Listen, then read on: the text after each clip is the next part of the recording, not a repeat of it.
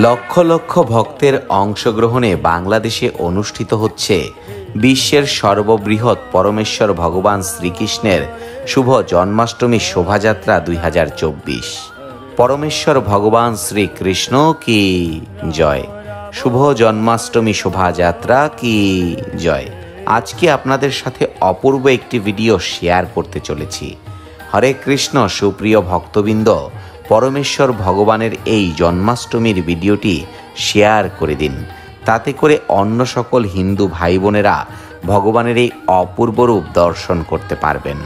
দ্রাপর যুগে রাজা কংসের অত্যাচারে চারদিকে অরাজকতা চলছিল।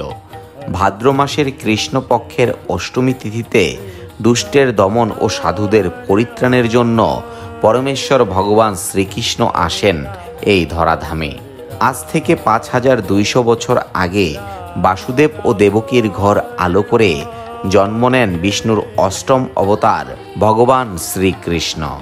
শ্রীমদ্ ভগবত পুরাণ অনুযায়ী অষ্টমী তিথিতে রোহিণী নক্ষত্রের বৃষ লগ্নে বুধবার মধ্যরাতে মথুরার কারাগারে জন্মগ্রহণ করেন ভগবান শ্রীকৃষ্ণ।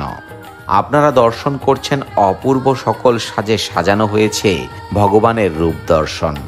ছোট থেকে বড় সকল বয়সের মানুষের সমাগম হয়েছে এই শোভাযাত্রায়। সনাতন ধর্মের ভাই বোনেরা অতি আনন্দের সাথে উদযাপন করছে ভগবানের এই শুভ জন্মতিথি।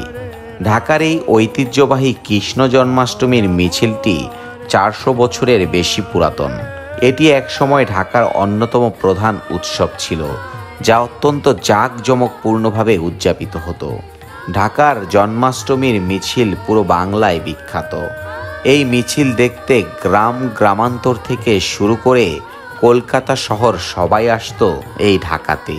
মহানগর সার্বজনীন পূজা কমিটির উদ্যোগে 1989 সাল থেকে ঢাকেশ্বরী মন্দিরের তত্ত্বাবধানে শুভ জন্মাষ্টমীর মিছিল আয়োজিত হয়ে থাকে।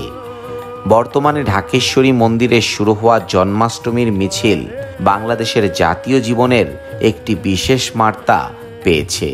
হরে কৃষ্ণ, আপনারা ধৈর্য সহকারে সম্পূর্ণ ভিডিওটি দেখতে থাকুন।